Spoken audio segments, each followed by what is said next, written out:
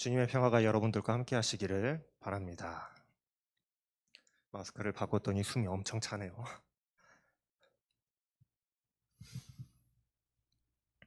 오늘 말씀은 히스기야 왕에 대해서 기록하고 있습니다. 역대기는 보통 한 장에 한 사람의 왕의 이야기가 기록되어져 있는데 우리가 지금까지 살펴보면 늘 그래 왔었잖아요. 한 사람의 일생을 굉장히 짧게 기록하고 있는 거예요. 그런데 특이하게도 히스기야는 이 4장에 걸쳐서 그 업적이 기록되어 있습니다. 무슨 의미일까요? 쓸 것이 굉장히 많다라는 거예요. 중요한 인물이다라는 의미입니다. 우리가 몇 주 전에 살펴본 여호사밧도 몇 장에 걸쳐서 이렇게 기록되어 있었어요. 왜 그랬을까요? 중요한 인물이라서. 이들이 한 업적이 이스라엘 백성들에게 교훈이 되고 배울 만한 것이기 때문에 기록을 그렇게 길게 한 거예요. 그러니 오늘 말씀에서도 히스기야 왕에게 뭔가 배울 만한 게 있겠죠? 지금부터 우리가 이제 히스기야 왕을 살펴보도록 할 거예요. 먼저 우리는 두 가지 중요한 포인트를 짚고 넘어가는 게 좋겠습니다. 첫 번째로 지금까지 이스라엘과 유다가 둘로 나뉘어 있어서 철저히 두 나라를 구별하여서 북왕국 이스라엘 그리고 남왕국 유다로 구분해서 지금까지는 이렇게 불러왔어요. 그런데 오늘 말씀에서는 그냥 이스라엘이라는 이름으로 두 나라를 하나로 부르고 있습니다. 왜 그런지는 이따가 나올 테니까 이 점을 여러분들이 좀 주의하시면서 주의하시길 바래요. 그리고 두 번째는 역대기가 기록된 목적에 대해서 우리가 다시 한번 기억해 봐야 됩니다. 우리가 역대기를 처음 살펴보기 시작했던 때에 말씀을 드렸어요. 역대기가 기록된 시기는 이 포로에서 이스라엘 백성들이 포로로 끌려갔다가 포로에서 돌아온 2차 포로 귀환 때에 기록된 말씀이다라고 했어요. 이때 백성들이 가지고 있었던 질문은 하나님의 그 선택된 민족이 포로에서 돌아오기는 돌아왔는데 성전도 다시 건축했는데 도대체 언제쯤 이 나라가 그 영광이 회복될 것인가 하는 질문이 여전히 백성들 가운데는 남아 있었다라는 거예요. 그래서 역대기 기자는 그 질문에 대한 해답이 바로 하나님께로 돌아가는 것이다. 신앙을 다시 회복하는 데에 있다라는 것을 알려주고 싶어서 열심히 하나님을 떠났던 조상들이 실패한 모습도 기록하고 또 그 속에서도 성공한 왕들의 모습을 기록하면서 하나님을 떠나면 실패고 하나님께 다시 돌아오면 성공한다라는 이 진리를 보여주고 싶어 하고 있다라는 것이 이 역대기의 핵심이라고 했어요. 이 두 가지를 잘 기억하고 오늘 말씀을 이해해야 됩니다. 오늘 말씀의 이 주인공인 이 히스기야 왕은 유다의 왕 중에서도 특별히 배울 것이 굉장히 많고 아주 유명한 왕이었어요. 여러분들도 그래서 이름 많이 들어보셨을 거예요. 히스기야. 어떤 일을 했는지는 정확히 기억할 수 없지만 그래도 이름은 많이 들어봤을 거라는 거죠. 다윗 이후에 가장 위대한 왕이라고 할 수 있을 정도의 업적을 가진 왕이었습니다. 히스기야의 아버지인 이 아하스라는 왕은 아주 악한 왕이었어요. 우상 숭배를 굉장히 심하게 했고요. 하나님을 의지하기보다는 아수르의 왕을 의지했습니다. 그리고 심지어는 하나님의 성전의 기구들을 전부 다 부숴버리고 하나님의 성전 문을 닫아버리고 예배할 수 없도록 만들었던 왕이 이 아하스라는 왕이었어요. 그 때문에 나라가 심각하게 망가졌습니다. 북왕국 이스라엘에게 침략당하고요. 아람에게 침략당하고 에돔에게도 침략당합니다. 도움을 구했던 아수르에게 이용당하고 이 신앙적으로는 거의 회복이 불가능할 정도의 상태까지 이 나라의 예배 시스템이 무너졌어요. 히스기야는 25살에 왕이 됐습니다. 어린 시절 아버지의 그 악한 악정을 보면서 자라온 히스기야는 아마도 많은 생각을 했던 것 같아요. 아마도 이런 생각을 했겠죠. 우리나라가 이렇게 망하게 된 데는 도대체 어떤 문제가 있을까? 바로 하나님을 버렸기 때문이다. 그렇다면 하나님께로 돌아가야겠구나. 나의 아버지가 했던 것처럼 그렇게 해서는 안 되겠구나 하는 생각들을 많이 하고 자기만의 결론을 가지고 있었던 것 같아요. 성경에는 나와 있지 않지만 성경에는 이런 이야기가 어떤 생각을 했는지가 나와 있지 않지만 어떻게 알 수 있을까? 히스기야가 한 행동을 보면은 알 수가 있습니다. 성경에 보면 히스기야는 왕이 되던 그 해의 첫째 달에, 그러니까 히스기야가 왕이 되자마자 첫 번째로 한 행동은 하나님의 성전 문을 열고 부서진 성전을 다시 수리하는 것이었다라고 말씀은 기록하고 있어요.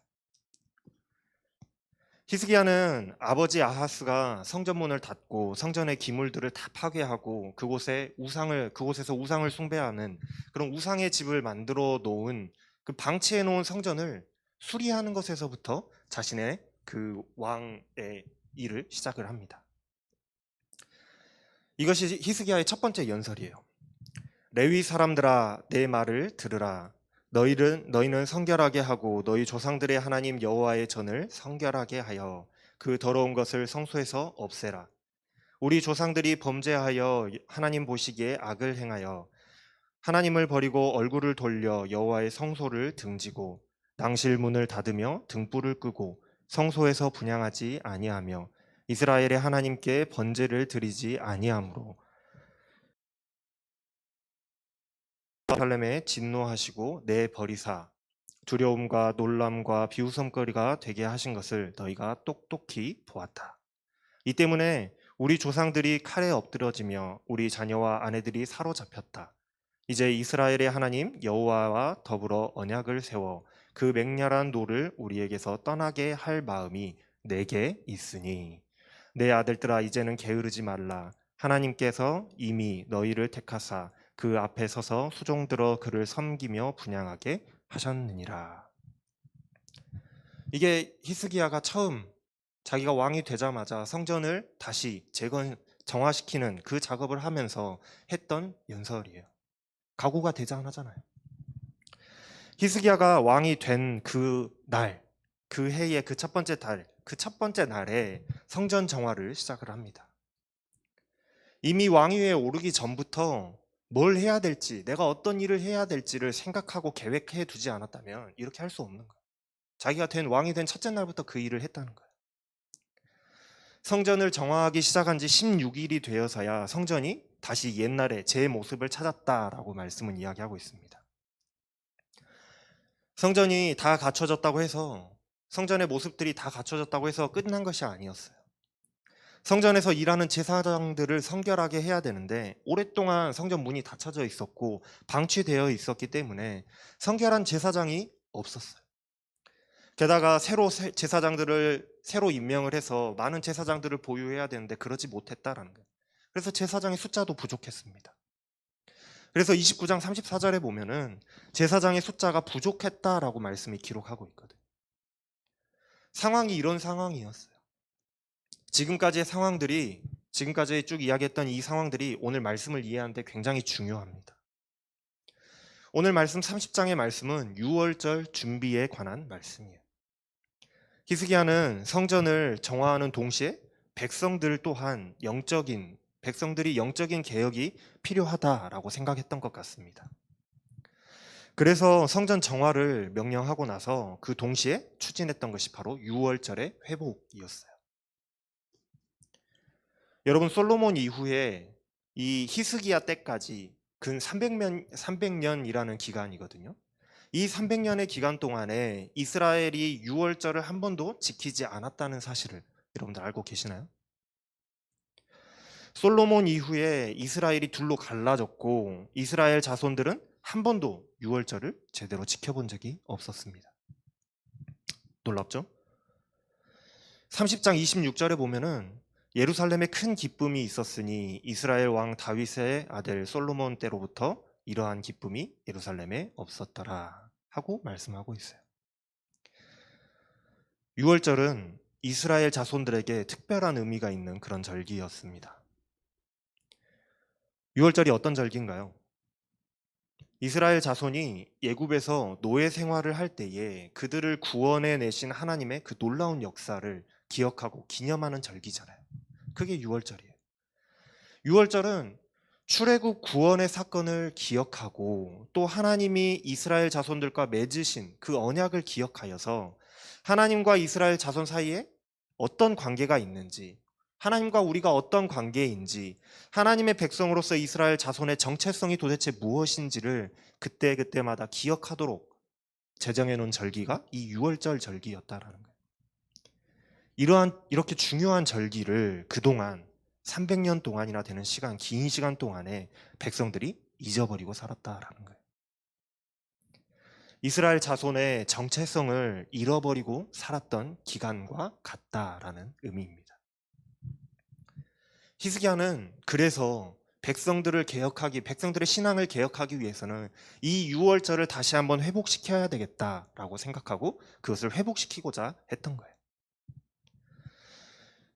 유월절을 다시 회복한다는 것은 우리가 하나님의 백성, 이스라엘 자손이라는 사실을 다시 한번 깨닫게 한다 하는 그런 중요한 의미가 있기 때문인 거예요. 다시 말해서 이스라엘 자손이 하나님 중심의 이 신앙을 회복한다라는 의미가 있는 겁니다. 그래서 히스기야는 백성들의 여호와 중심의 그 신앙 회복을 위해서 성전뿐만이 아니라 성전만 회복하고 끝나는 것이 아니라 유월절 또한 회복시켜야 된다라고 일을 시작했던 거죠. 그런데 한 가지 문제가 있었습니다. 물리적으로 불가능한 상황이었다라는 거예요. 무슨 말이냐면 유월절은 1월 14일에 지킵니다. 그런데 히스기야가 왕이 된 게 1월 1일 첫날, 그 해의 첫날 왕이 되었는데 성전 정화와 유월절을 회복을 그렇게 자기가 왕이 되자마자 밀어붙였지만 그럼에도 불구하고 급하게 했지만 불구하고 성전을 정화하는 데만 16일이라는 시간이 걸렸다라는 거예요. 그 뒤에 성전 정화로만 끝나는 거 아니잖아요. 속죄 제사를 드려서 제사장들이 성결해야 되고 부족한 제사장들의 숫자도 채워야 되고 시간이 그것들을 행하는 데만 해도 이미 한 달이 훨씬 넘어가는 시간이었다라는 거예요. 그뿐만이 아니죠. 유월절 규례에 따라서 온 이스라엘 백성들이 예루살렘으로 모여야 되는데 모이려면 어떻게 해야 되겠어요? 오라고 백성들에게 왕이 명령을 내려서 오라고 해야 되겠잖아요. 그럼 소식을 들은 백성들은 또 예루살렘까지 나오는데 또 시간이 걸릴 거 아니에요. 모이는데도 시간이 많이 걸립니다. 물리적으로 한계가 있었던 거예요. 그래서 히스기야와 주요 방백들은 임시로 유월절을 둘째 달에 2월 14일에 지키기로 결의했어요. 시간이 필요했기 때문이에요. 민수기 9장 9절에서 12절 말씀에 따르면은 하나님께서 성결하지 못한 자 또는 여행 중에 있어서 유월절에 참석이 불가능한 자는 둘째 달 14일에 두 번째 유월절을 지킬 수 있도록 하신 그 명령이 있습니다. 히스기야와 방백들은 이 말씀에 주목한 거예요. 첫 달 14일에 첫 번째 유월절을 모두가 함께 그 절기를 지킨다면 참 좋겠지만 지금 상황은 아무도 그렇게 할 수 없는 상황이니 모두가 두 번째 유월절을 지키자 하는 선언이었어요. 히스기야의 이 선언을 온 회중이 좋게 여겼습니다. 그래서 열심히 성전을 정화하고 제사장들을 성결하게 하고 성전 정화 작업을 하는과 동시에 히스기야는 유월절 준비를 시작했던 거예요. 히스기야는 온 이스라엘 땅에 사람을 보내서 예루살렘에 있는 하나님의 성전에 와서 이스라엘의 하나님께 예배하고 우리가 유월절을 함께 지키자 하는 소식을 전했습니다. 이때 사람을 보낼 때에 자신의 왕국인 유다 왕국에만 사람을 보낸 것이 아니라 에브라임과 므낫세에도 보냈다라고 말하고 있고 또 이 소식이 브엘세바에서 단까지 온 이스라엘에 공포하였다라고 기록하고 있습니다. 므낫세와 에브라임은 이 북왕국 이스라엘을 대표하는 지파예요. 히스기야는 유다의 왕인데 북왕국의 왕이 아니라 유다의 왕인데 어떻게 북왕국의 백성들에게 이렇게 명령을 내릴 수 있었을까? 당시 북왕국 이스라엘은 이미 히스기야가 왕이 되기 몇 년 전에 멸망했습니다. 그리고 무슨 일인지는 알 수가 없지만 히스기야가 왕이 되었을 때에는 이 아수르가 지배를 했는데 아수르의 통치마저도 허술해진 때였다라는 거예요. 그래서 히스기야는 규례를 따라서 온 이스라엘이 하나님 앞에 나와서 그 유월절을 지키라는 하나님의 그 규례를 따라서 모든 이스라엘이 나와서 유월절을 지킬 수 있도록 이스라엘 전체에 유월절을 지키라 하는 그 명령을 할 수 있었다라는 거예요. 이 명령은요, 브엘세바에서 단까지 공포되었다라고 기록되어 있습니다. 지리상으로 보면 이 브엘세바는 유다 왕국의 가장 남쪽에 있는 성읍이고, 단은 북왕국의 이스라엘의 가장 북쪽에 있는 성이에요. 우리나라도 남과 북으로 이렇게 나라가 갈라져 있어서 우리는 한반도, 한민족, 그리고 한 뿌리라고 이야기하면서 우리 민족 전체를 이야기할 때에 한라에서 백두까지라고 말하듯이, 이스라엘은 비록 나눠져 있는 그런 역사를 가지고 있다고 할지라도 하나님의 선택된 백성, 이스라엘 자손이라는 그 정체성을 기여하고 하나님 중심의 이 신앙을 회복하고자 할 때에 남쪽도 없고 북쪽도 없는, 그냥 브엘세바에서 단까지 하나의 이스라엘 자손이 하나님 앞으로 나와서 예배해야 된다라고 히스기야는 그렇게 초청하고 있는 거예요. 히스기야의 보발꾼들은 온 이스라엘을 다니면서 히스기야의 명령을 전합니다. 이스라엘 자손들아, 너희는 아브라함과 이삭과 이스라엘의 하나님 여호와께로 돌아오라. 그리하면 살리라. 우리 조상들이 멸망하게 된 것은 하나님께 범죄하였기 때문이고 너희들이 그것을 똑똑히 보았다. 그러니 너희 조상들과 같이 교만하지 말고 하나님께로 돌아오라. 영원하신 하나님을 예배하고 하나님만 우리가 섬기자. 그러면 하나님의 은혜가 너희에게 있을 것이다. 이것이 바로 히스기야가 백성들을 초대한 유월절 초대 메시지였어요. 유월절을 통해서 하나님께로 우리가 다시 한번 돌아가자라는 초대였습니다. 물론 북왕국 지역의 사람들은 그런 히스기야의 초대를 무시하고 조롱하는 사람들이 있었어요. 그러나 그 중에서도 몇몇은 그 초대를 듣고 스스로 겸손한 마음으로 예루살렘까지 나아옵니다. 그리고 유다 사람들 모두와 함께 유월절을 지키기 시작했다라는 거예요. 여러분, 시대가 다르고 생활하는 환경이 많이 다르기는 하지만 오늘 말씀 속의 상황과 오늘을 살아가는 우리의 모습이 많은 부분이 겹쳐 보이기도 합니다. 우리는 우리의 정체성이 하나님의 자녀라고 이야기하지만은 내가 정말로 하나님을 예배하면서 하나님의 중심의 삶을 살아가고 있는가?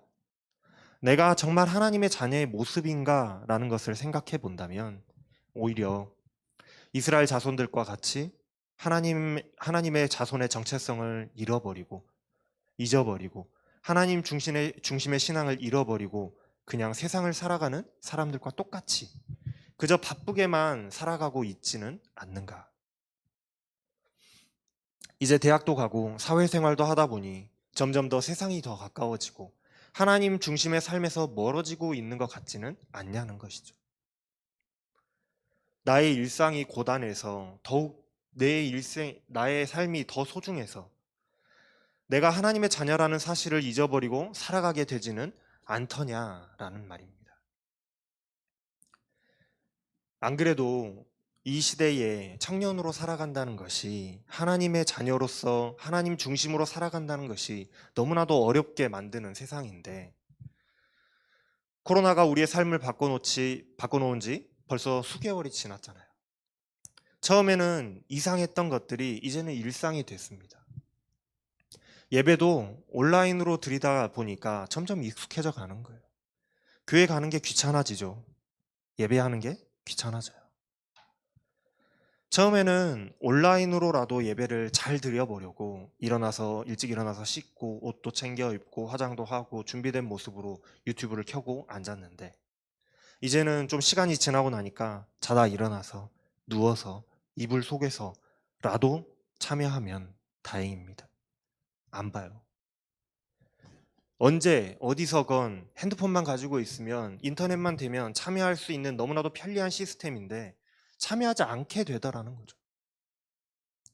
점점 멀어지고 점점 잊혀지고 우리의 정체성을 잃어버리는 그런 상황까지 가지 않았는가, 우리는 다시 한번 생각해 봐야 됩니다. 이스라엘의 상황과 오늘 우리들의 상황이 크게 다르지 않다라는 거예요. 그래서 우리에게도 역시나 이 히스기야의 신앙 개혁이 필요하다는 생각이 듭니다. 이미 오랫동안 무너져 버린 그리고 닫혀 있던 성전을 회복하기 위해서 애썼던 히스기야예요. 단순히 건물과 기구들만 새롭게 하는 것이 아니라 이미 무너져 버린 하나님 중심의 삶을 다시 새롭게 하겠다라는 그 히스기야의 마음의 결단이 굉장히 우리에게는 와 닿습니다. 우리에게도 그런 결단이 필요하다라는 거예요. 어쩌면 우리의 신앙과 마음 또한 그렇게 무너지고 또 버려지고 방치되어 있을 수 있습니다. 예배가 귀찮아질 수 있어요. 오늘 빠지지 뭐. 다음 주에도 빠지고 그 다음 주에도 빠지고 이제는 잊어버릴 수도 있다는 거예요. 그렇다면은 우리도 히스기야처럼 다시 한번 우리의 마음을 새롭게 해야 된다는 거예요. 새롭게 해야 됩니다.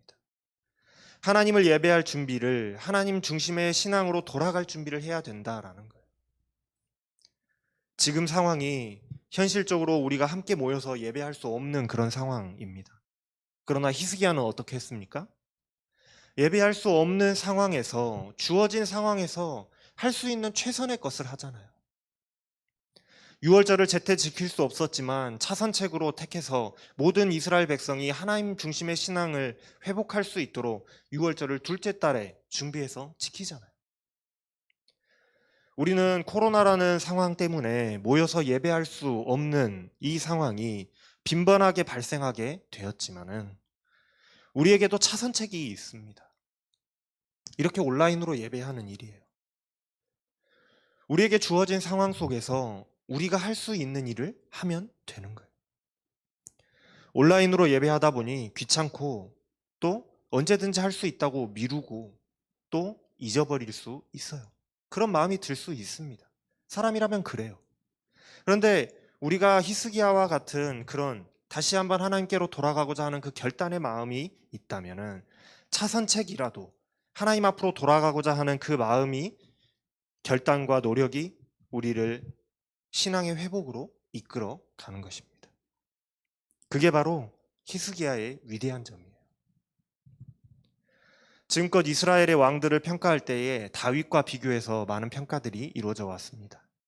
오늘 히스기야는 어떻게 평가되고 있느냐? 그 조상 다윗의 모든 행실과 같이 여호와 보시기에 정직하게 행하였다라고 평가하고 있어요. 히스기야의 행실 하나하나를 볼 때에 얼마나 하나님 앞으로 돌아가고자 하는 그 열망이 컸던지, 또 그리고 이스라엘 백성들을 다시 한번 하나님 앞으로 하나님 중심의 신앙으로 인도하고자 했던 그 마음이 얼마나 컸던지를 우리가 오늘 말씀에서 절실하게 느낄 수가 있습니다. 히스기야의 마음이 우리의 마음이 되었으면 좋겠어요. 그렇게 신앙의 회복을 하고자 노력하고 개혁이 있을 때에 어떠한 일들이 일어날 수 있을까? 이제 두 번째 유월절이 2월 14일에 시작됐습니다. 하나님을 예배하고자 하는 하나님 중심의 신앙을 회복하고자 이스라엘 백성들이 이 300년 만에 유월절을 지키기 위해서 예루살렘 하나님의 성전으로 나왔어요. 모여든 수많은 군중들이 예루살렘 성 곳곳에 있는 우상들을 폐기하기 시작합니다. 예루살렘 곳곳에 우상이들이 많이 있었거든요. 그것들을 모두 제거하는 일들이 일어났다라는 거예요. 예배할 수 없는 상황이었으나 최선을 다하여 하나님께 돌아가고자 할 때에, 개혁할 때에 이러한 일들이 일어났다라는 거예요. 몇 되지 않지만 급한 대로 몇몇 제사장들과 레위인들이 자신들을 성결하게 하고 유월절을 위하여서 나온 백성들을 위해서 제물을 잡고 열심히 봉사합니다. 그럼에도 불구하고 수가 턱없이 모자라는 거예요. 제사장들의 수가 턱없이 모자라요.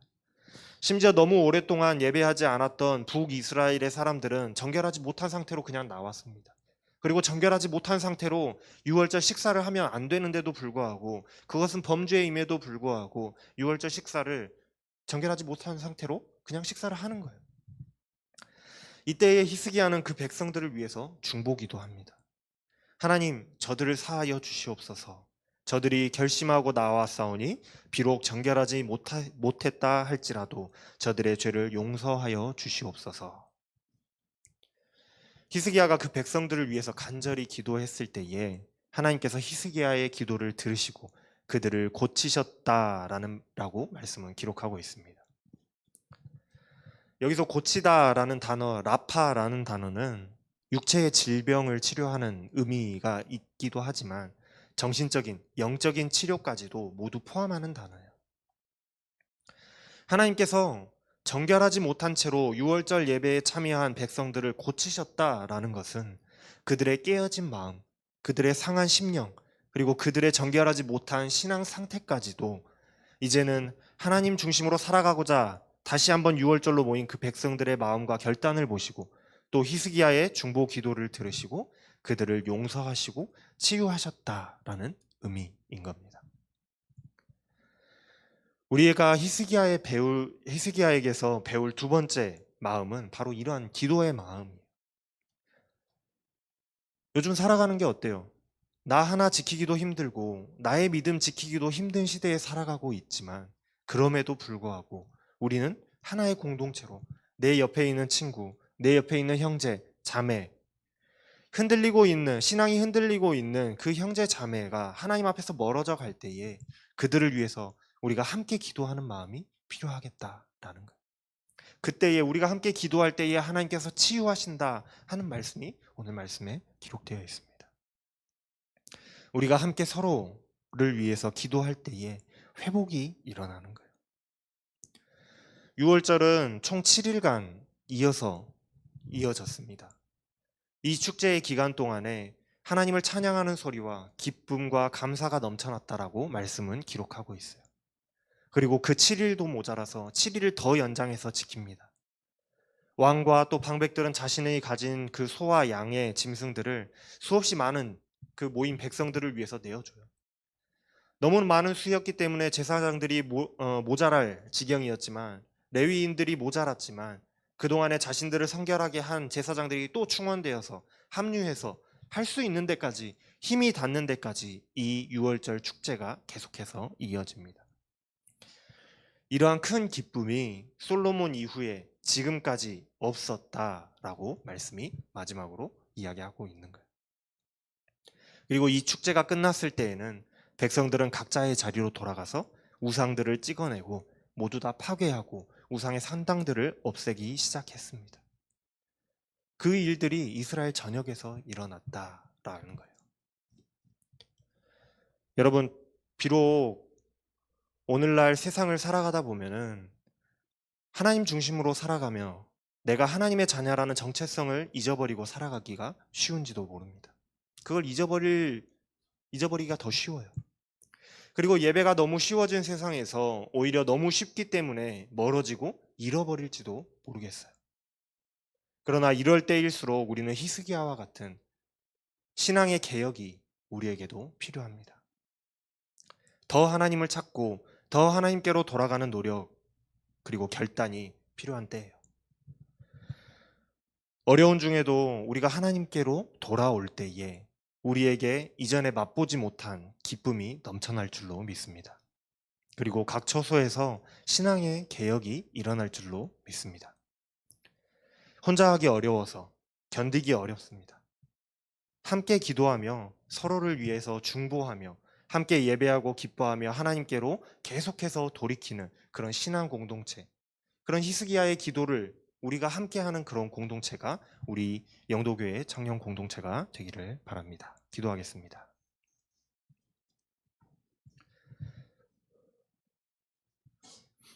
사랑의 하나님, 나는 하나님의 자녀이지만 너무 많은 순간순간마다 망각하고 살았던 것 같습니다. 오랫동안 잊어버리고 살던 그 신앙과 정체성을 회복하기 위하여 노력했던 그 히스기야처럼 나도 결단하고 개혁하는 노력을 기울이게 하여 주시옵소서. 비록 고단한 삶이지만 하나님을 예배하는 기쁨과 그 속에서 오는 감사를 깨닫게 하시고 하나님의 자녀라는 정체성을 망각하지 않고 살아갈 수 있게 하여 주시옵소서. 또 하나 형제와 자매를 위해 기도하며 나아갈 수 있는 우리들이 다 되어지게 하여 주시옵소서. 이 모든 말씀 우리 주 예수 그리스도의 이름으로 기도합니다. 아멘.